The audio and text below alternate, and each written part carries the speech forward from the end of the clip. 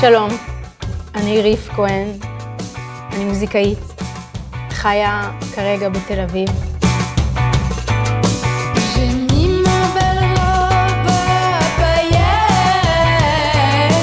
אני באה מבית ממוצא צפון אפריקאי, משני הצדדים, אבא טוניסאי מג'רבה ואימא מאלג'יריה, שגם נולדה באלג'יריה. אתם מוכנים?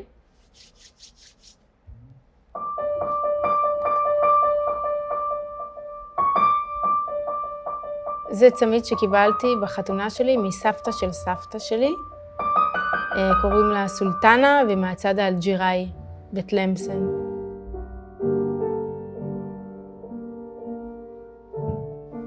זה תמונה של סבתא פורטונה, זיכרונה לברכה, שהיא מג'רבה.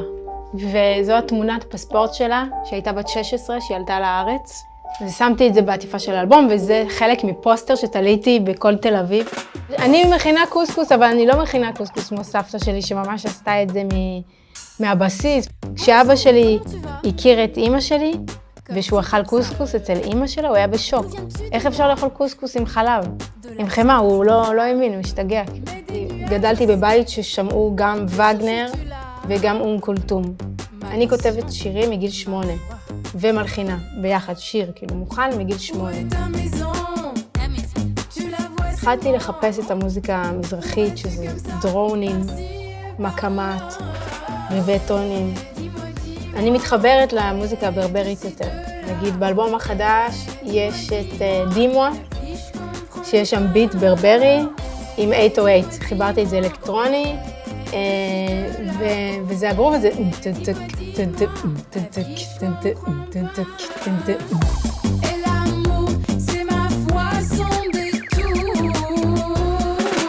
ברגע שסבא וסבתא שלי נפטרו מהעולם, ראיתי איזו מסה ענקית של תרבות נעלמת מכאן, ואני נשארת עם החיים שלי, וזה מה שאני מעבירה לילדים שלי. אז מה הילדים שלי מקבלים? איזה זכר? כאילו, יש לי מין פחד כזה שאנחנו הופכים להיות לגמרי מערביים. אז זה כבר האישו זה לאחז בדברים מהמזרח שאני לא רוצה שיעלמו לעולם, שאני רוצה אותם.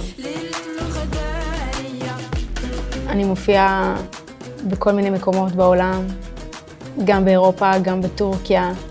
יצא לנו להיות בירדן. בפריז עצרו אותי מרוקאים ברחוב ואמרו לי, ריף כהן.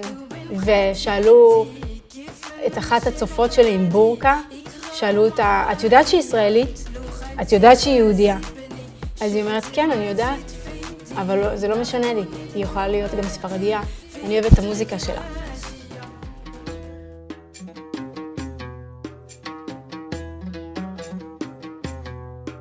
אני מרגישה שזה לא אישו פוליטי בכלל.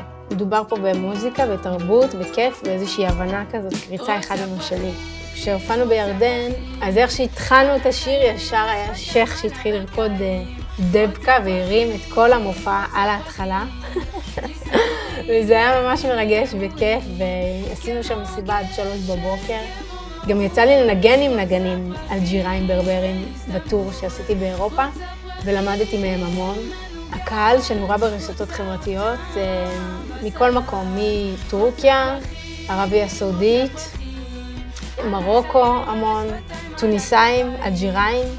ממש אוהבים את המוזיקה, וזה גם מרגש אותי לראות שיש מספיק קהל, ובמיוחד אם הוא מהמזרח התיכון וארצות ערב, אותי אישית, זה מאוד מרגש.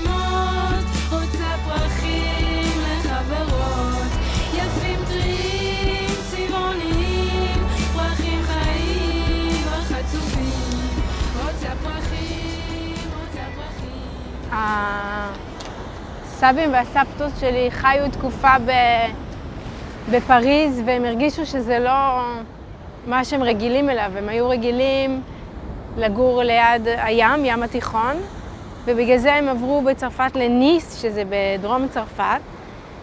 וגם הסבים והסבתות שהגיעו לארץ, הם הגיעו ליפו, ואני חושבת שיש קשר די חזק בין האווירה של המקום ביפו, או בעצם הקשר הזה לים התיכון. אבא שלי גדל פה ביפו, זאת שכונת הילדות שלו. והספוט איפה שסבתא שלי נמצאת שומעים כמה מואזינים באותו זמן, של כמה מסגדים שונים.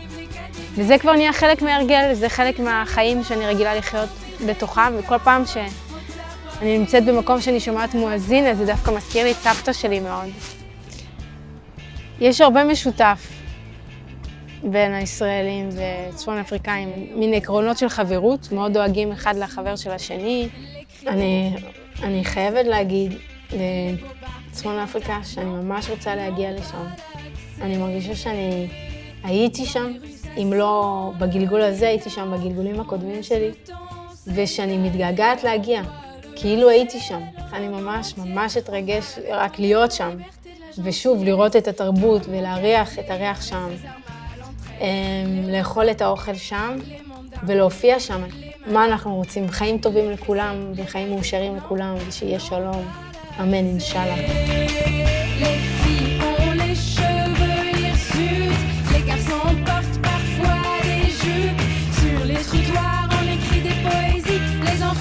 Les doigts car la musique c'est la loi.